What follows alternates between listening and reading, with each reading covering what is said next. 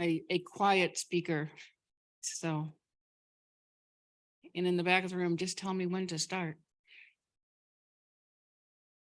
I'm good. Okay. All right. Good afternoon, everyone. I'm Dr. Susan Karol. I'm also Captain Susan Karol. And call me whatever you want. I'm the CMO, the Chief Medical Officer for the CMS Division of Tribal Affairs. The CMS Division of Tribal Affairs oversees and provides one-stop shopping for tribes across the country and Alaska Natives up in Alaska for any issues that they have with CMS. I'm also an enrolled member of the Tuscarora Indian Nation that's located up in upper state New York. So I have skin in the game dealing with the Division of Tribal Affairs. I'm a captain in the U.S. Public Health Service and have been serving also as the Chief Medical Officer for the Indian Health Service in the past. And because of that service for today's presentation, I'm a Native American woman. I'm dressed in my service dress blues. I have a white shirt, a crisscross tie, and a black blazer on for those of you streaming. I want to thank everyone for joining this discussion today. We're delighted to have you with us. We have two great speakers, and I'm very excited to have them with us today. Our first speaker will be Leslie Short. Leslie is dressed in a pretty red dress, and she is from the Arizona Health Care Cost Containment System, which is the Arizona Medicaid office, which is also abbreviated AHCCCS. AHCCCS implements multiple strategies to broaden its care management for American Indians and Alaska Natives enrolled in their fee-for-service program. They have an American Indian Health Program, AIHP, and they also have an American Indian Medical Home, and that focuses on value-based care for the American Indian Alaska Native tribes and IHS facilities. We'll start with Leslie today. Leslie's presentation is using innovative care coordination and care management strategies to address health disparities among American Indians and Alaska Natives. I'll turn it over to you, Leslie.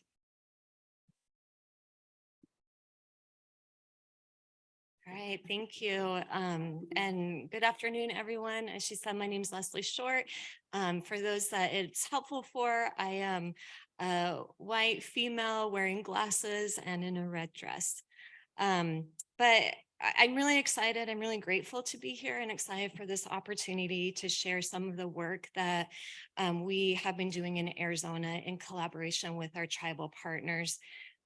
Really, this work is aimed to help strengthen the healthcare services and address health disparities among tribal members. So there we go. So just a little bit of background. I want to level set a little bit and provide some information about Arizona's Medicaid system. As mentioned, we refer to it as AHCCCS.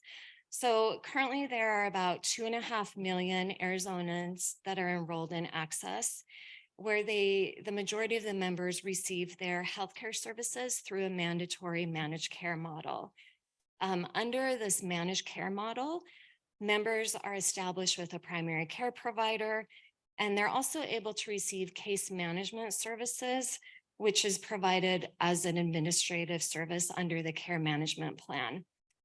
However, although AHCCCS operates under a managed care model, American Indians have the option of selecting either a managed care health plan or AHCCCS's fee-for-service program, which is also known as the American Indian Health Program, or AIHP. We like our acronyms. So under AIHP, or the American Indian Health Program, members can receive their services from any AHCCCS registered provider. And so they're not limited to a network of providers where they would be under a managed care plan. But regardless of a tribal member's health plan, whether it's fee-for-service or managed care, they can receive services at the Indian Health Service or a tribal operated 638 facility. Most American Indians members enrolled in AIHP, the American Indian Health Program, primarily receive their care through the IHS tribal operated facilities. But unlike the managed care organizations, IHS and tribal facilities do not have the administrative dollars to support case management functions as the MCOs do.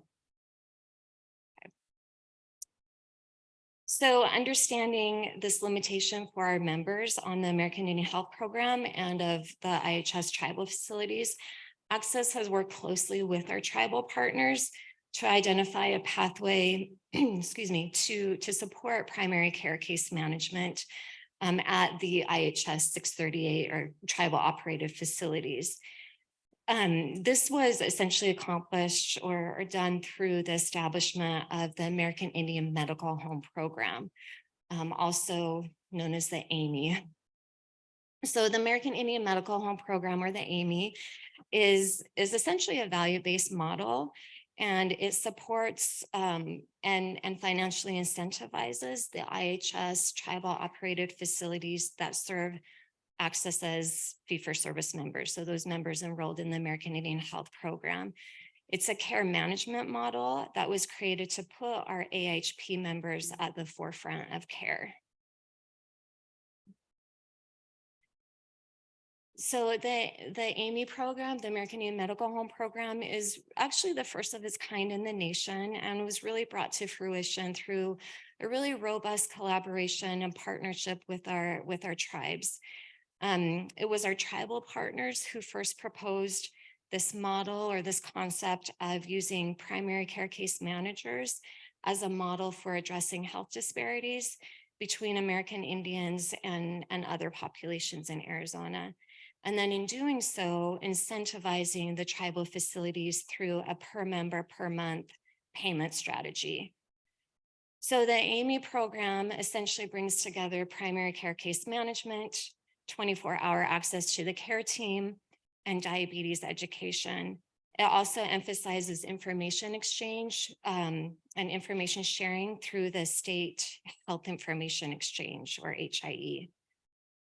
Additionally, the American Indian Medical Home Program aligns with the National Indian Health Service efforts to advance patient-centered medical homes, and also coordinating care with IHS tribal operated facilities. The American Indian Medical Home Program aligns with Arizona's statewide efforts. Over the last 5 years or so, we've really emphasized integrated care, and again, enhancing that participation in the state's health information exchange and increasing care coordination opportunities. Okay, so how does it work? How does the American Indian Medical Home Program work? The IHS tribal operated facilities that are interested in becoming recognized or designated as an American Indian medical home must first meet certain eligibility requirements. So this includes obtaining primary care medical home accreditation through an accreditation body such as JCO.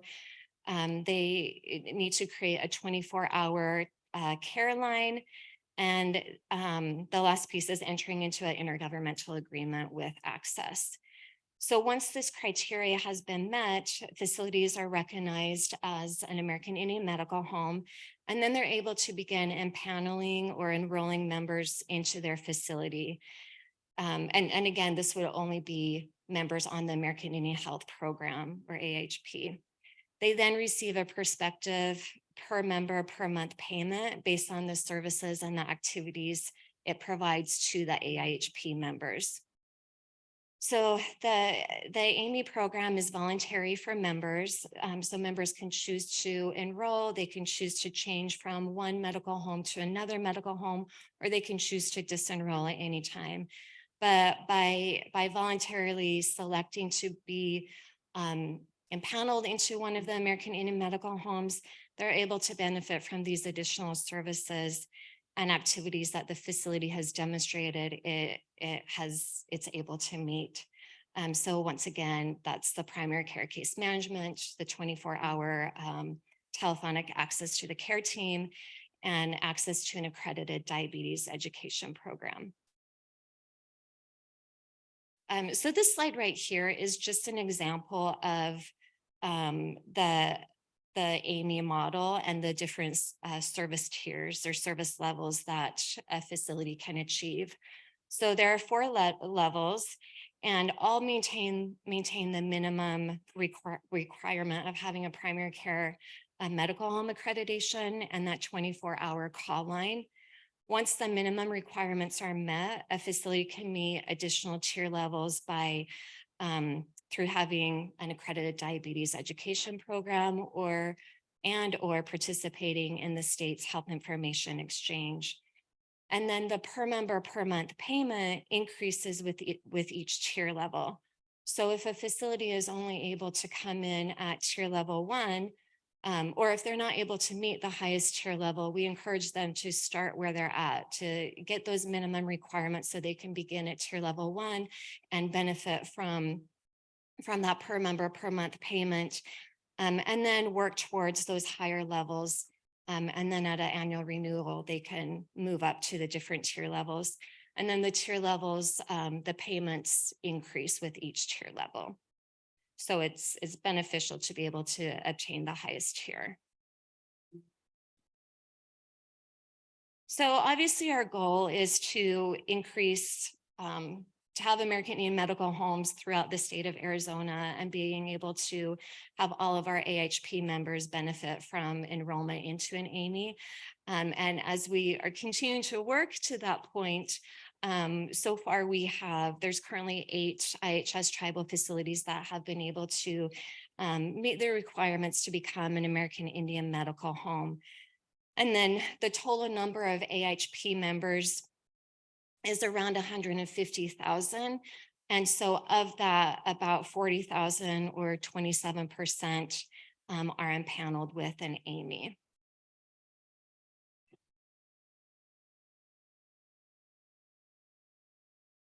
This is not wanting to move. There we go. Okay, so as Access has worked over the years to partner with our IHS tribal facilities in establishing the American Indian Medical Home Program, we've worked both individually with those facilities, providing technical assistance. We've worked with other IHS facilities that are actively trying to obtain medical home status or who are interested. We've held a couple different summits to provide education on what the medical home is, and again, provide technical assistance to facilities that are interested. But as we've been able to do this, we've also been able to establish valuable partnerships with our IHS tribal facilities. And by establishing these partnerships, we've really been able to broaden the pathway for enhanced care coordination for all of our members who are enrolled in the American Indian Health Program. So within the American Indian Health Program, in our Division of Fee-for-Service Management, we have created case management roles. These case managers essentially serve as more at the provider level, so more as care managers. So in their care management capacity, they're able to utilize these established partnerships to share direct member information with our American Indian medical homes, and also with our other IHS tribal facilities, primarily for the purpose of direct member information sharing and outreach and contact. So our case managers receive information from our state's health information exchange. Some of this information includes if a member was admitted, discharged, or transferred from a hospital or an inpatient facility. And when we receive these notifications, well, in addition to those admit discharge notifications, if a member, we also get notifications from the state crisis system. So if a member engages in a crisis event and calls the state crisis line, we get notification of that member.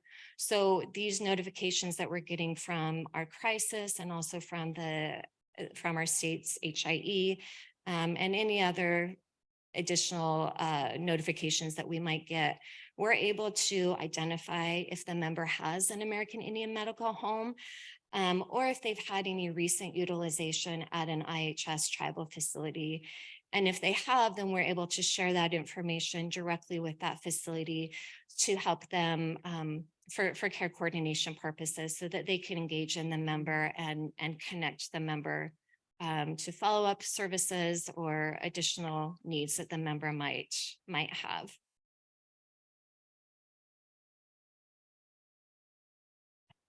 Additionally, the American Indian Medical Home has paved a foundation for outreach efforts related to the end of the Medicaid continuous coverage requirement. And I really appreciate the CMS CEO's talking points that she spoke of just today, and also yesterday, Dr. Aditi Malik spoke to the importance of maintaining coverage. And so since April of 2022, our Division of Member and Provider Services has been running routine reports to identify members who could be impacted by the end of the public health unwinding. And so, so members who no longer meet requirements, eligibility, or who need to update information to determine eligibility or renewals. And then when we get these files, we're able to break it down and again, identify, does the member have an American Indian medical home? Does the member have utilization at a tribal, at an IHS or tribal operated facility? And if so, then we can share these files with the specific member information to our tribal partners. And they have been amazing in their collaboration with us to get these files and conduct outreach to the members to encourage them to submit the appropriate documentation, to update their information so that they don't lose coverage. And this effort continues, we'll continue this effort through the unwinding process. But this has been a valuable partnership, and we hope that it is going to help many members maintain their coverage due to that outreach effort. I just want to add, as other states have been preparing for the unwinding, we've been able to share this strategy with them, with multiple states. And it's also been recognized as a best practice by NAMD, the National Association of Medicaid Directors. And again, we'll continue this process through the unwinding the period. So really in summary, again, just want to highlight the American Indian Medical Home and how it is a unique and innovative model for addressing health disparities among American Indians. It has proved to be provided a tool for incentivizing and supporting IHS tribal facilities and creating opportunities for our members that are on the American Indian Health Program to benefit from these services provided through a primary care medical home, and that enhanced care coordination opportunity that comes with it. And we know essentially this also leads to lowering healthcare costs, but most importantly, we recognize that this overall is going to improve health outcomes for our members. And that is it. Thank you.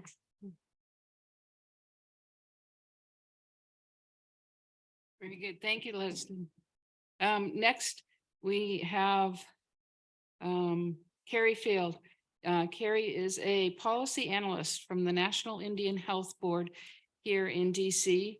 The CMS Division of Tribal Affairs, through a cooperative agreement, has worked with NIHB and mostly with Carrie, putting together a really phenomenal American Indian Alaska Native report on health equity, which Carrie is going to speak to.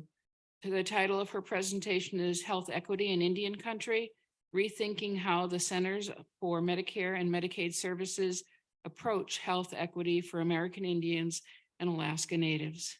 Carrie.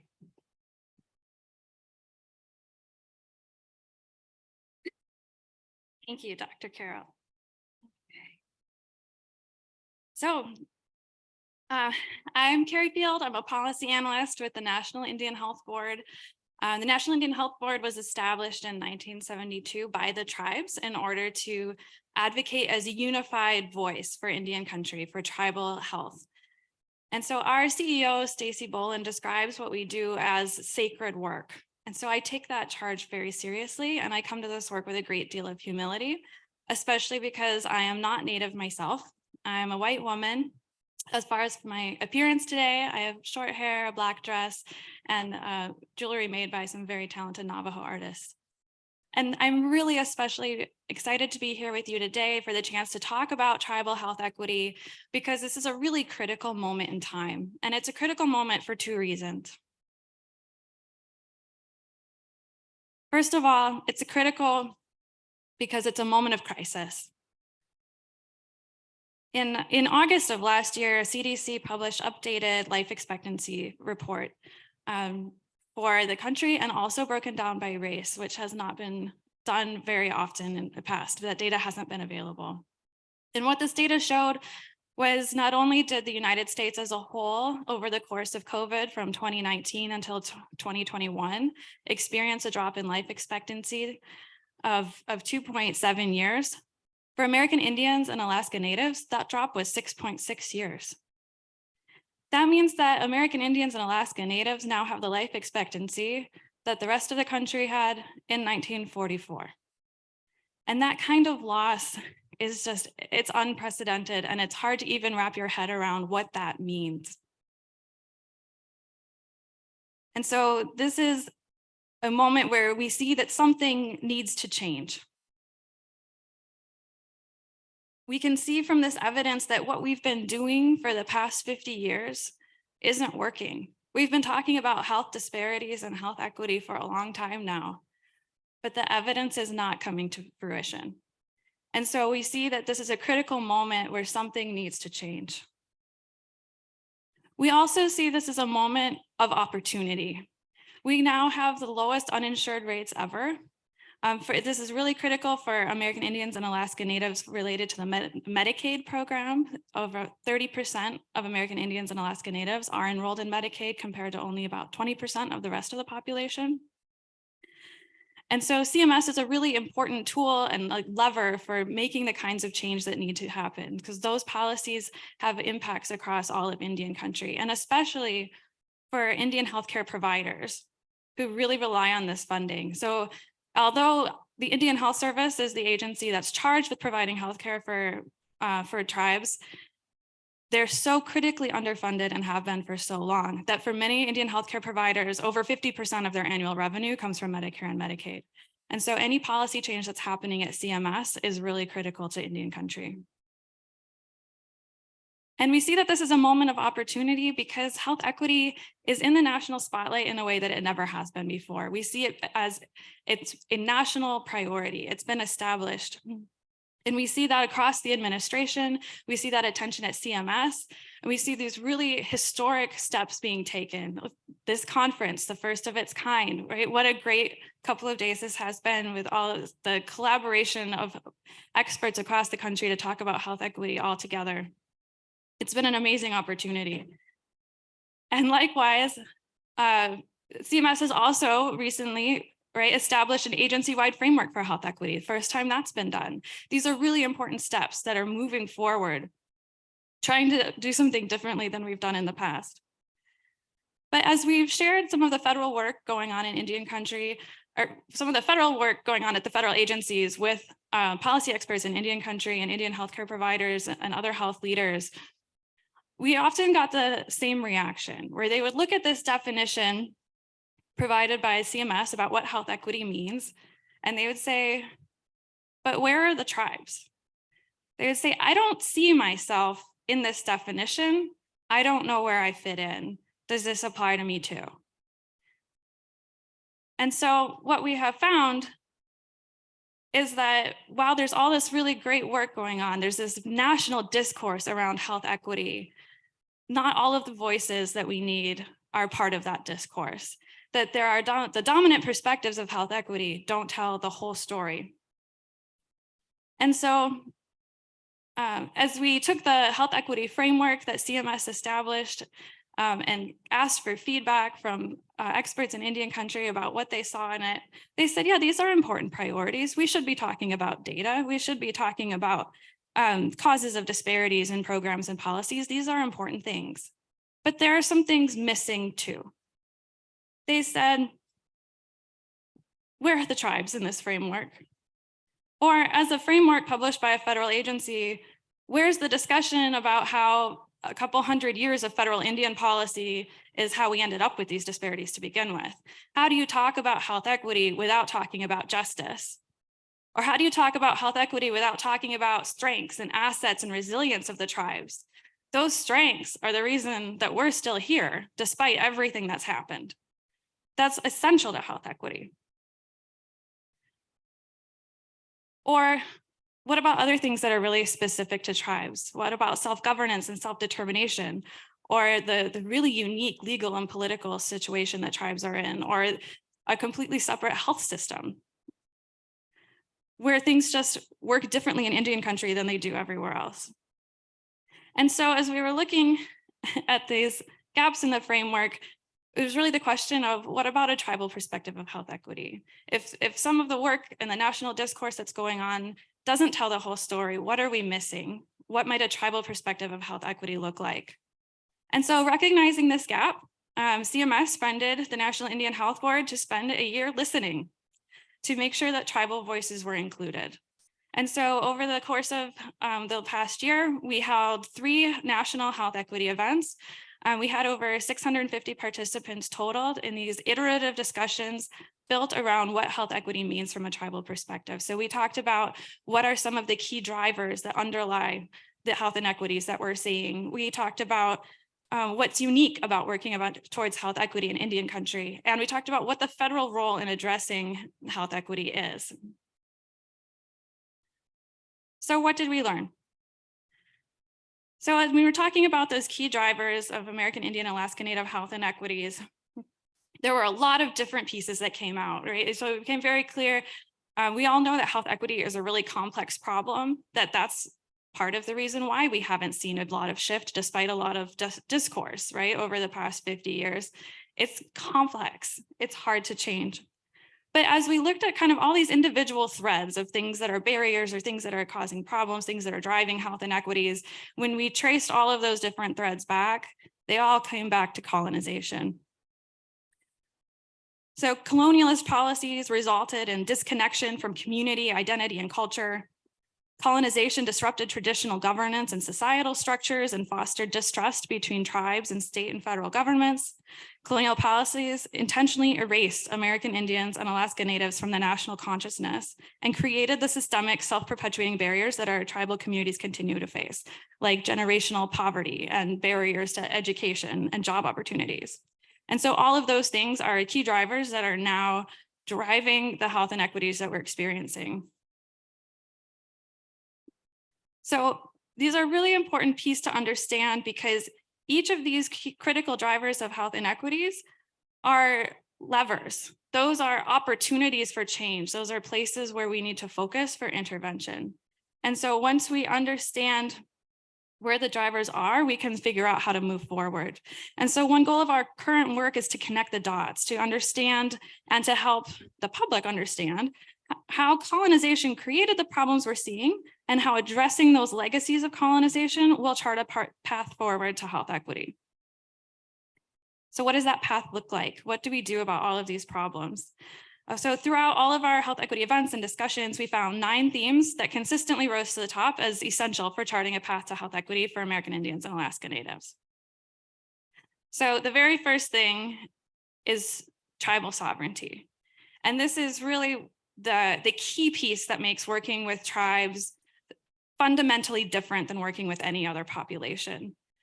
So there are 574 federally recognized tribal nations.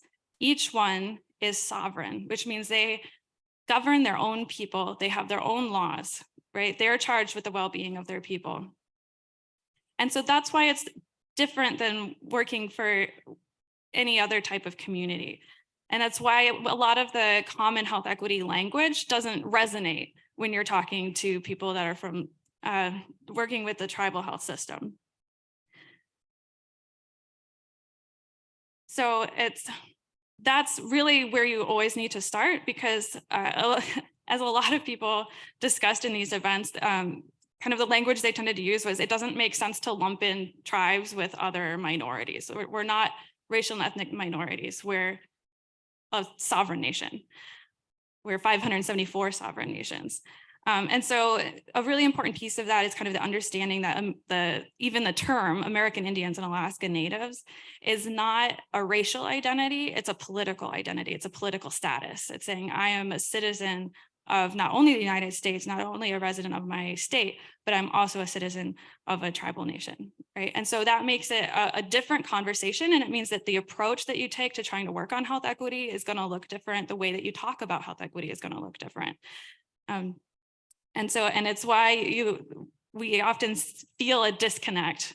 And that's why when we are looking at, these health equity frameworks and conversations, that's the kind of the root of the, I don't see myself in here. It's because we need to be coming at health equity from a stance starting with tribal sovereignty. So another piece that's really essential for tribes is the federal trust responsibility. And that's another piece that's completely unique to when you're talking about American Indians and Alaska Natives, right? So American Indian Alaska Natives have the first prepaid health plan that ever existed in the United States. They paid for healthcare as part of all of the treaties that were established and the ceding of lands to the United States.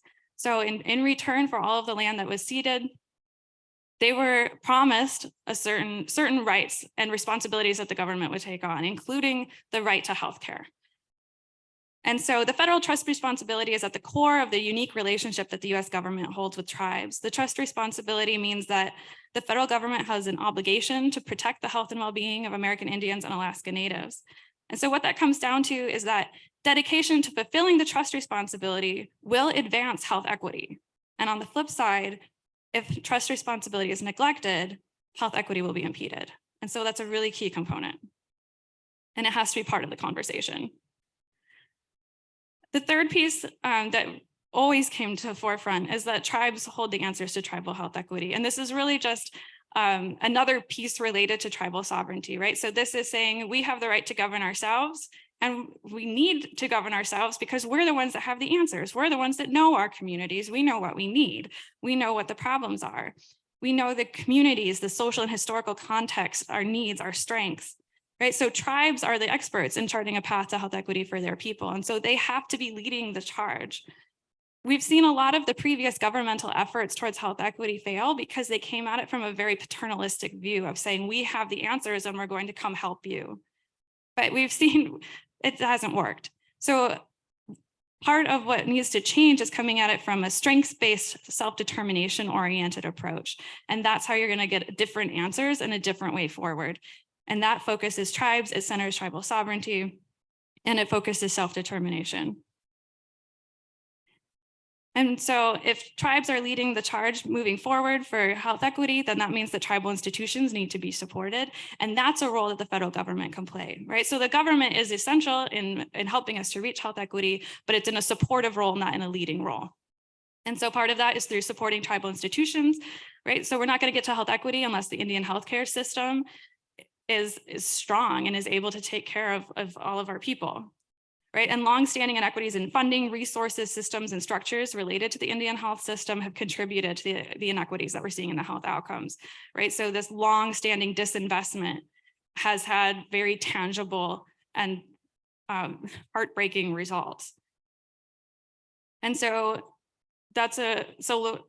addressing those inequities in the systems, making sure that we're investing in our workforce and in our facilities and in the rest of the Indian health system and public health system, those are going to be really essential components. The other piece of it that's really important to understand, especially for agencies like CMS, is that you can have policies that work in most of the country that are very beneficial for health equity. But then when you try to apply those same policies in the Indian health system, they suddenly become detrimental.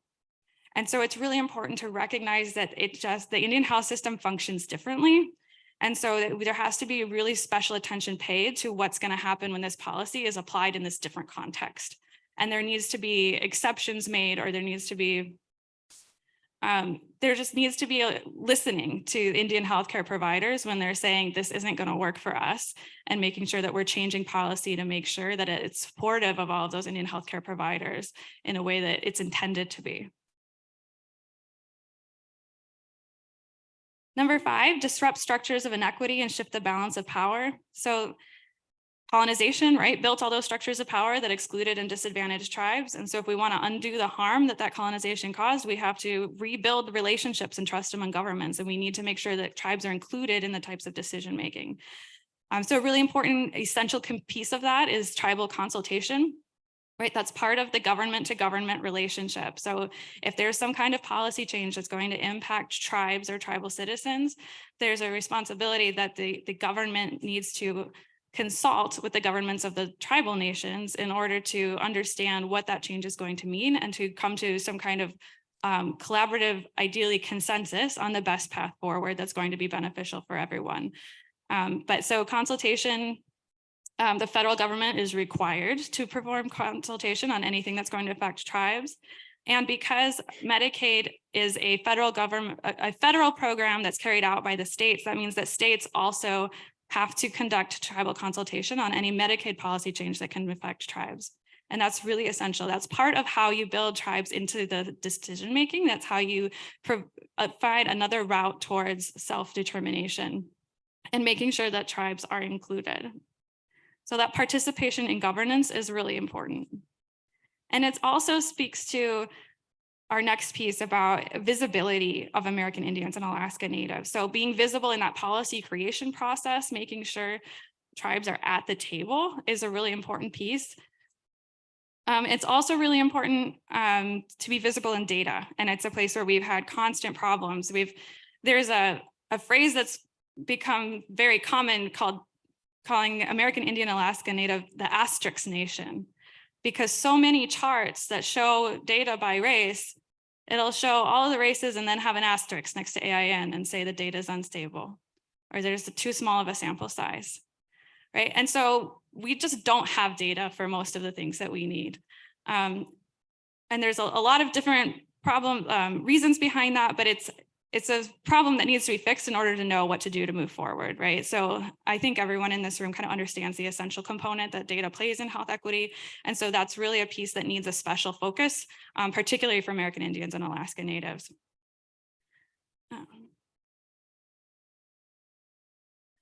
And then healing backwards and forwards. So this is essentially understanding that history matters. Right, so the COVID-19 was not the first epidemic that has devastated tribal communities, right? Every contemporary injustice echoes with the unhealed wounds of the past. And so it's compounded the harm. And so we need to make sure that we're understanding the historical and intergenerational trauma that's facing tribal communities, that's part of families and individuals' health histories. And make sure that that's taken into account in all of the different types of programs and healthcare that we're providing. It also means that we need to recognize the historical, political, legal, and cultural context of the health inequities and the communities that are experiencing them. And it means that we need to focus on systemic changes that will improve health and well-being for the next 7 generations. So that's looking, as we're healing the past, that's also going to heal the future. So the things that we're doing now will help the next 7 generations.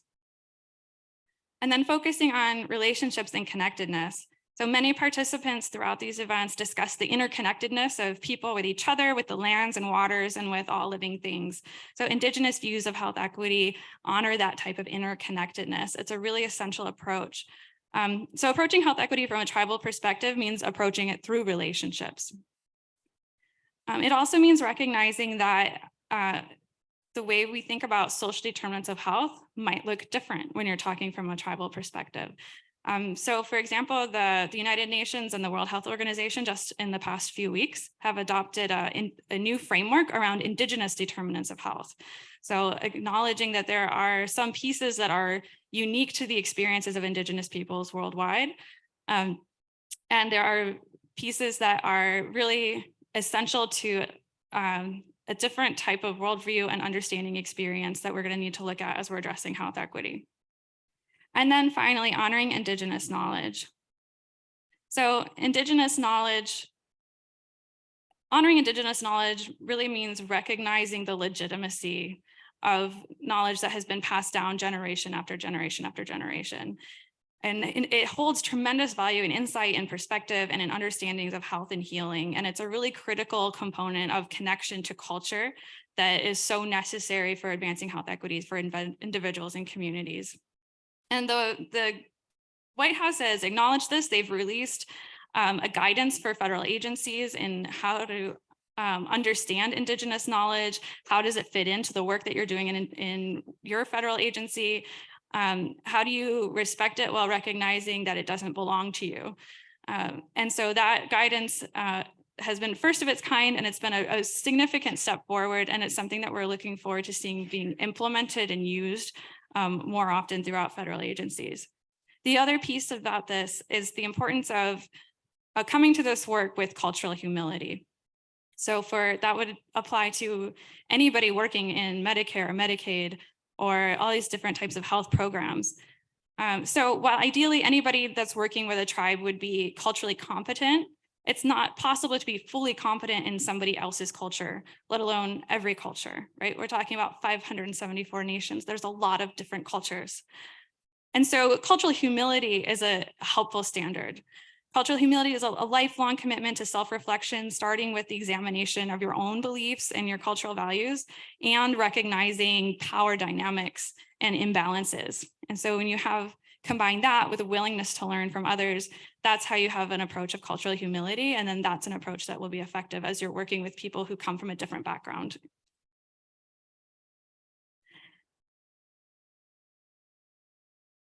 So the final thought I want to leave you with is that health equity can't wait.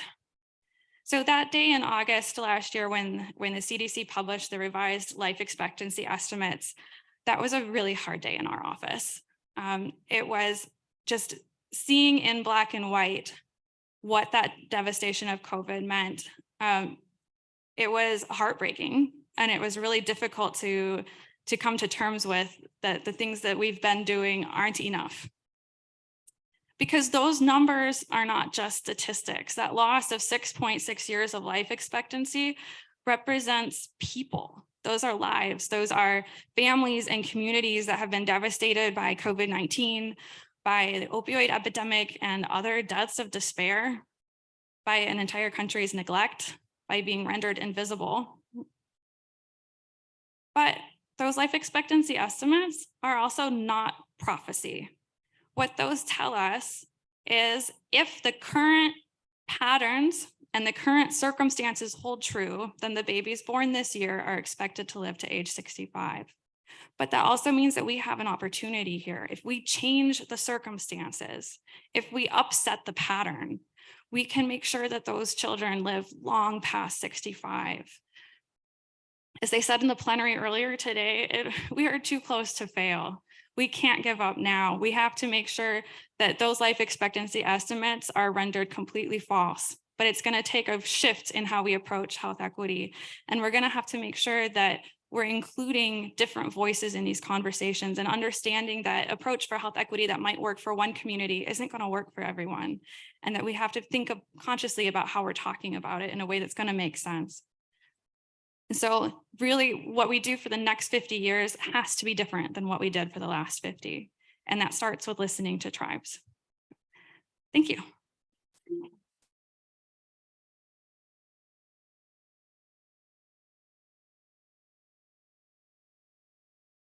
Thank you, Carrie, so much. Very poignant presentation after this morning's our plenaries. Time for questions. Any questions? Any thoughts? Caroline will bring you the mic. Hi, thank you so much, Natalie Keene with Justice and Aging. On the tribal consultations piece, I work on Medicaid waivers, for example, so I see that. I see in states' applications to CMS that they've consulted with the tribes. I'm just wondering, is it ever working? Is it meaningful? And when we're thinking about passing laws to expand home and community-based services, for example, is it important to have that tribal consultation piece in the law as well? Yeah, just any comments on that would be helpful. Yeah, thank you for that question. Yeah, tribal consultation is such an essential piece. And that's really the question, right? Is it meaningful? Is what we're doing meaningful and robust and timely are the qualifiers that we look for. And the experience across states differs widely. The same way that Medicaid policy differs widely across states. So some states have very strong relationships with their tribes. They've built governance structures where tribes are built into the structure. And so they're part of the conversation from the get-go. And so then the tribal consultation is an additional piece where you bring in the tribal leaders to speak on behalf of their nations, in addition to the technical experts that might have been at the table in developing the policies, right? So that's why it's a really essential piece, because it's not, because it respects the government to government relationship, right? It's an avenue for diplomacy, essentially. And so it has to be part of the process. And it really does make a difference when states have strong tribal consultation policies published that, especially if they have some kind of check on them to make sure that they are happening and that they are meaningful. NIHB is actually currently working on a project doing a survey of the tribal consultation policies for all of the state Medicaid plans. And so we're doing an analysis looking at essentially that question of how strong are the policies, and then also are the policies actually being carried out in real life? Are we actually seeing them used? Are they accomplishing what they intend to do? And so after we finish that project and publish our paper, then hopefully we'll have some more specific answers for you. But the answer is some states, yes, consultation's working well. The tribal perspectives are getting into the policies, and they are beneficial to tribes. And then there are states where the answer, no, there is no meaningful tribal consultation going on. And we've heard a lot of different examples of that from state agency work, like Medicaid workers don't understand consultation. They don't know when it should be triggered, or in other circumstances, right? There are states where they only hold virtual tribal consultation. And then folks will tell us our reservation doesn't have internet access. How are we supposed to participate in the tribal consultation, right? And so there's a lot of different pieces to making it meaningful. But definitely the more meaningful it is, then the better the policies come out on the other end, yeah. And then we also had a question from a virtual attendee. They asked, since you mentioned that American Indian and Alaska Native is a political group, not a racial category, what is the best practice for data collection categorization of this group? That's a very good question and a very timely question. It's one that we've been asking as the OMB is working on creating new standards around race and ethnicity, around what should that look like when it comes to American Indians and Alaska Natives. Is race even the right question to be asking, or should we be collecting a different indicator? And it's one that we haven't there's not consensus across Indian country about what that should look like. There's still a lot of discussion that kind of needs to happen. But it is an important piece that we need to keep looking at, kind of for the time being. Like having the racial data be complete and not so full of holes will be a huge step forward. But it is something also that you want to be thinking about, of like having the opportunity.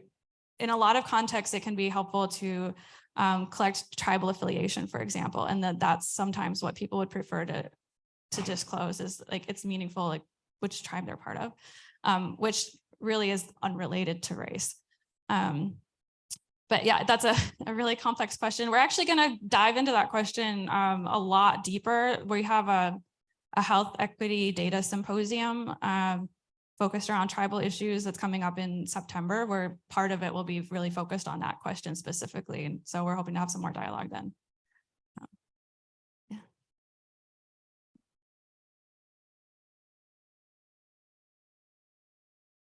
Thanks. I'm Rachel Baron Van Cleve, she, her, with Mathematica. And I formerly worked in New York State government. And so I'm also thinking about the tribal consultation piece with waivers or with any other program development. And I'm wondering, and I didn't see much example of that when I was there. I'm wondering if you have an example of what a really effective consultation has looked like, or some program that changed as a result. That's a good question. I will have better answers for you in a few months when we finish our project. Because the intent is to publish best practices and the case studies of really effective consultation policies that are working. But essentially kind of the key components of what makes a successful consultation is that it happens at the right time. So in the policy creation process before the decisions have been made, it has the right people at the table. Which means decision makers, people that actually have the power to change the policy. So you need to have leaders from both sides of both governments need to be there. And it needs to be accessible, which means you have to talk to the tribes about what is the best way to make it accessible. Is it more accessible online, or is it more accessible in person? And that's going to change depending on the state and the circumstances, right? But so you have to actually talk to the tribes to find out what the best way to conduct tribal consultation in that context looks like. And then you have to make sure people know about the consultation. So notice has to be put out, widely into the right people. You need to capture what happened during the consultation and then follow up on that afterwards, right? So in best practice, you share back with the tribes after the policy has been made. This is what we heard during consultation. This is how it influenced the policy creation. And this is what came out on the other side, right? And so it should be a full loop of communication, and it should be a two-way discourse the whole time. And those are kind of some of the foundational pieces of what makes it a useful consultation. I also want to add that the Division of Tribal Affairs works to support our Tribal Technical Advisory Group. A lot of the information, waivers, new programs, et cetera, brought forward to the TTAG, we call them. And TTAG meets with us monthly. We have face-to-face meetings 3 times a year, and we try to bring in the leadership from CMS to meet with the tribal leaders to talk about the different pieces and provide follow-up input back and forth. So that's probably why you don't personally hear a lot of it, because it happens at the TTAG level.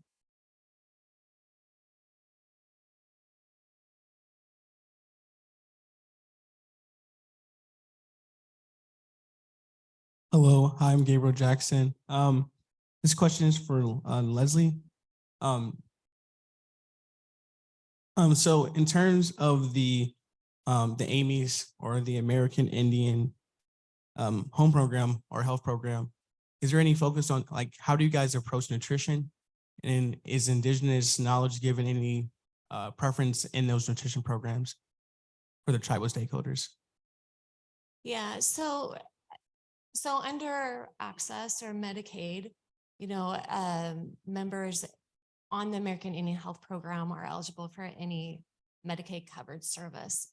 And so I think that question probably depends on where the tribal member is accessing their services and what the provider is able to provide services for. So a lot of our American Indian Health Program members do receive their services primarily at the IHS tribal operated facilities. And so each facility may vary in terms of the different programs that they have and whether they have a nutrition program or they have a diabetes program or whatnot. But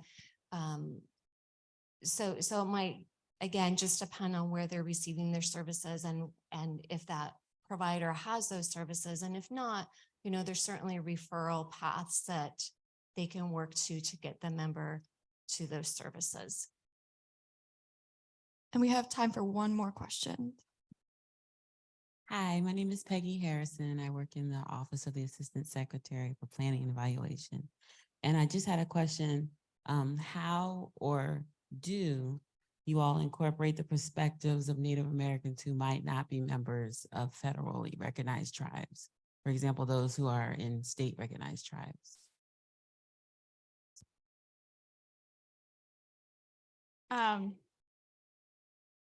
I guess when you say how do you,